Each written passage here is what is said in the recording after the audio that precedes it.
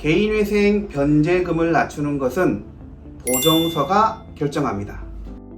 안녕하세요. 법무법인 설린입니다. 개인회생을 준비하시는 분들 주위에서 이런 말을 듣는 경우가 있을 겁니다. 나는 가상화폐 코인에 투자했는데 이 채무를 70%나 탕감받았어. 순자는 주식으로 해서 돈을 날렸는데 원금 대비 50%나 탕감을 받았대. 과연 그 말이 사실일까요?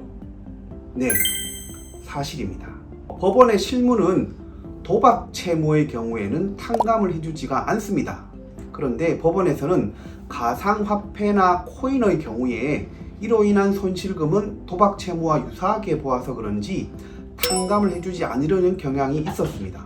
그런데 최근에 서울회생법원을 필두로 해서 이러한 채무도 탕감을 해주고 있는 것이 사실입니다. 주식이나 가상화폐에 투자했다가 손실을 본 경우 그 손실을 본 만큼 재산이 없어진 것이지 그 재산이 있는 것이 아니거든요. 그런데 이 손실 본 금액만큼 청산가치에 포함을 시켜서 변제를 하라고 하는 것은 개인회생의 취지에 반하는 것입니다. 개인회생은 성실하지만 불운한 채무자들에게 새로운 경제적 출발을 할 수 있게 해주는 제도입니다. 주식에 투자하셨던 분들, 코인에 투자하셨던 분들, 이분들이 손실을 보려고 투자했던 적은 없습니다. 코로나로 어려운 상황에서 한번 어려운 상황을 벗어나 보려고 열심히 투자를 한 것입니다. 그러나 실패를 한 것입니다. 손실을 본 만큼 그들의 재산은 없어졌습니다. 그런데 법원에서 이 재산을 청산가치에 포함을 시킨다면 곧 변제를 해야 된다는 것이고, 이분들은 이 채무를 회생에서도 그대로 전부 다 갚아야 된다는 것인데, 이것은 개인회생의 취지에 반하는 것입니다.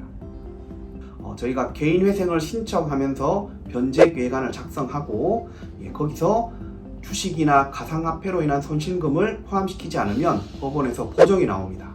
주식이나 가상화폐로 인한 손실금을 청산가치에 포함시켜라. 그러면 그 청산가치에 포함된 만큼 변제금이 늘어나게 되죠. 법원에서는 주식이나 가상화폐에 투자한 경우 그러한 위험에 투자를 한 것은 채무자 본인의 선택이고, 그러한 위험한 투자로 인한 책임은 채무자가 지는 것이 맞다 라고 생각해서 이러한 보정을 내리는 것으로 생각이 됩니다. 그러나 개인회생은 성실하지만 불운한 채무자를 구제하기 위한 제도이기 때문에 이러한 채무는 탕감받아야 되는 것이 맞습니다. 월 300만원 버는 가장이 있습니다. 이분에게는 전업주부와 2명의 자녀가 있습니다. 이분이 주식으로 투자를 했다가 9천만원의 채무를 지게 되었습니다. 만약에 이 9천만원의 손실금을 그대로 청산가치에 포함시키면 이분은 9천만원을 다 갚아야 됩니다. 부인과 2 아들의 최저 생계비를 빼고 남은 금액을 36개월이라는 변제 기간 안에 다 갚을 수가 없어요. 그러면 법원에서는 60개월로 갚아라 라는 보정 권고를 합니다. 그러면 60개월 동안 월 150만원을 갚아야 됩니다. 이분이 계속 갚을 수가 있을까요? 300만원에서 150만원 갚고 나면 150만원으로 4명이 살 수가 없죠. 그러면은 한 3개월 이상 못 내고 하면은 회생계획이 폐지가 되죠. 그러면 이분은 또 이 빚을 처리하기 위해서 어디로 갑니까? 신용회복위원회로 갑니다. 신용회복위원회에서는 또 8년의 기간에 걸쳐서 또 갚아라고 변제 계획을 해줍니다.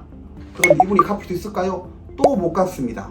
그럼 이분은 또 다시 개인회생을 하러 법원에 신청을 하게 되는 이런 빚의 악순환의 고리가 계속되는 것입니다. 저희 실무자들은 이러한 실무상의 문제가 있는 것을 꾸준히 법원에 제기를 했고, 그래서 서울회생법원에서는 최근에 실무준칙을 만들었습니다. 서울회생법원 실무준칙 제408호 2호 채무자가 주식 또는 가상화폐에 투자하여 발생한 손실금은 채무자가 파산하는 때에는 배당받을 총액에 산정해서는 아니 된다. 다만 투자 실패를 가장하여 재산을 은닉한 것으로 인정되는 때에는 그러하지 아니하다. 서울회생법원에서는 개인회생의 취지에 충실하여 주식, 가상화폐의 손실금의 경우에는 청산가치에 포함시키지 않는 것입니다.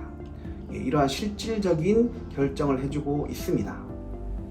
그런데 실무자 입장에서 재밌는 것은 다른 지방의 법원에서는 이러한 결정에 아주 인색한 것이 현실입니다. 그러면서 저희 입장에서 이래서 서울 시민은 더 빚도 탕감을 많이 받는구나, 이래서 서울 시민이 돼야 되는구나, 이런 생각도 해보고 있는 것이 현실입니다. 그래서 개인회생을 신청하는 경우에는 모두가 똑같은 것이 아닙니다. 법원에서 보정공고가 나왔을 때 보정서를 어떻게 작성하는 것이 매우 중요합니다. 보정공고를 내려온 대로 그대로 앵무새처럼 따라서 낼 것이냐, 개인회생 취지에 맞는 억울한 사정을 풀어서 거기에 따른 보정서를 작성할 것이냐, 여기에 따라서 변제되는 금액은 차이가 나게 됩니다. 채무자 여러분의 재산의 실질에 맞는 변제 계획안을 작성하고 부당한 보정공고에 대해서는 확실한 자료와 반박을 통해 보정서를 작성한다면 여러분의 개인회생 변제금은 낮아지게 될 것입니다.